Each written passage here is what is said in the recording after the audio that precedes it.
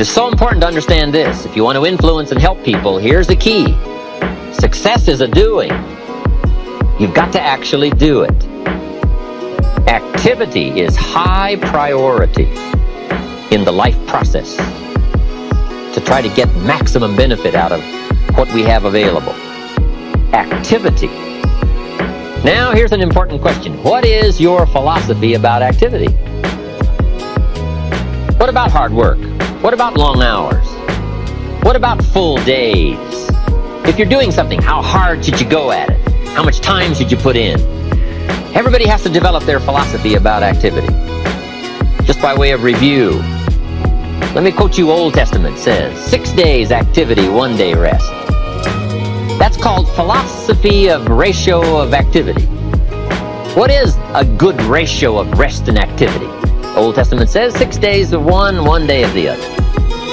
You say, well, that's kind of old and outmoded. Well, maybe it is. I don't know. Maybe that's too old a philosophy.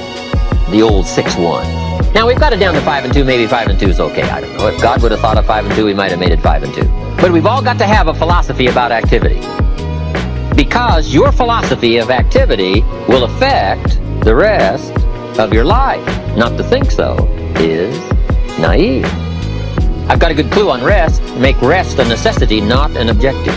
The reason for life is enterprise. The reason for life is productivity. The reason for life is to see what we can do with the seasons and the chances and our mind and our spirit, ourselves, to see what we can do. That's what life is all about, to see what you can do.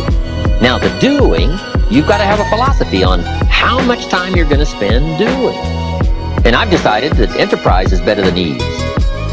If you rest too long, the weeds take the garden in the summer. So you can't rest too long. Life doesn't stand still.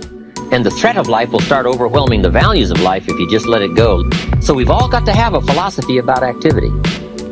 Let me give you one of the best I know. Here's what it says. An ancient phrase says, whatever your hands find to do, do it with all your might. That's a philosophy. You say, well, I'm getting by with half my might. Well, okay, but you've got to decide on your own personal philosophy of activity. Now, this philosophy says, do it with all your might. Do you think there's any value or virtue in that? Well, I don't know. You've got to decide. You've got to weigh this out, right? You've got to evaluate it for yourself and put it on your own mental scales, and you've got to come up with your own answers. How hard should you work?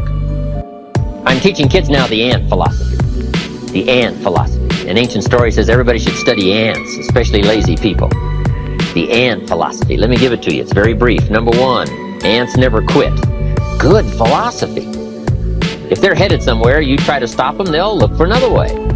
They'll climb over, they'll climb under, they'll climb around, they keep looking for another way. What a neat philosophy. Never quit looking for a way to get where you're supposed to go. Number 2, ants think winter all summer.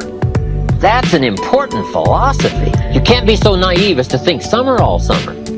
You say, well, isn't it nice? You can't think nice when it's nice. We will call you naive. An ancient story says, don't build your house on the sand in the summer. Why would we be given that advice? Because it's easy to build your house on the sand in the summer, but you must not be so disillusioned. So ants are smart. They think winter all summer. In the summer, you got to think storm. You got to think rock. You can't think sand and sun. Number 3, ants think summer all winter. That's so important. I'm sure all winter long ants say, this won't last long, we'll soon be out of here. What a neat philosophy, what a neat attitude. This won't last long, we'll soon be out of here. First warm day, the ants are out. First warm day, they're out. Now if it turns cold again, they'll dive back down, but first warm day, they're out. They can't wait to get out. What a neat philosophy, can't wait to get at it. We teach in leadership skills. Average people look forward to getting off. Successful people look forward to getting on with it. The guy doesn't want off, he wants on. And that's what starts to transform his life, into the doing, into the activity. Now here's the last of the ant philosophy. How much will an ant gather during the summer to prepare for the winter? Answer, all he possibly can. What an incredible philosophy, the all you possibly can philosophy. How much should you do? You gotta come up with a philosophy of how much should you do. We're all governed by our thinking our evaluation, what we've decided and how we feel, and this is a big question. What should you do? Shoaff gave me the best answer when I was 25 years old. Here's what he said. Do all you can. How many books should you read in the next 6 months? As many as you can fit into your schedule. Because the book you miss won't help. What if a guy missed the book, Think and Grow Rich? The guy's 40 and poor and he missed the book. He lived in the right country, but he missed the book. He was a nice guy, but he missed the book. He was very sincere, but he missed the book. He worked hard, but he missed the book. I'm telling you, if you miss the book, no telling what treasure will be missing in your life if you just miss the book. How hard should you work? The ant philosophy. The man says to me, I'm making about $50,000 a year. Isn't that enough? Now, what would be your philosophical answer to someone who says, I'm making $50,000 a year, isn't that enough? He said, my kids are doing okay, and he said, I got my bills paid. So what would you say if a guy says, I'm making $50,000 a year, isn't that enough? I said, yes, $50,000 a year is enough if it's the best you can do. We don't call enough an amount. We only call enough your best. If you're capable of making $500,000 a year and you make $50,000 a year, we call you loser. Now, it isn't the difference between $50,000 and $500,000 that's important. What's important is the full extent of your reach. That's what's important. The only way to feel maximum good about yourself is to extend yourself to the full capacity of your reach, your intellectual reach and your physical reach and your potential and your possibility to do the best you can. What should you do? All you can. How many books should you read? As many as you can.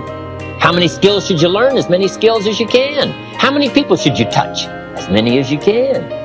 What all should you engage in? As many things as you can.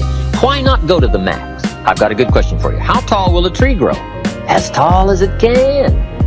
Did you ever hear of a tree growing half as high as it could? No! Trees don't grow half. They grow all. Full. They drive their roots as deep as they can, stretch as high as they can, produce every leaf they can.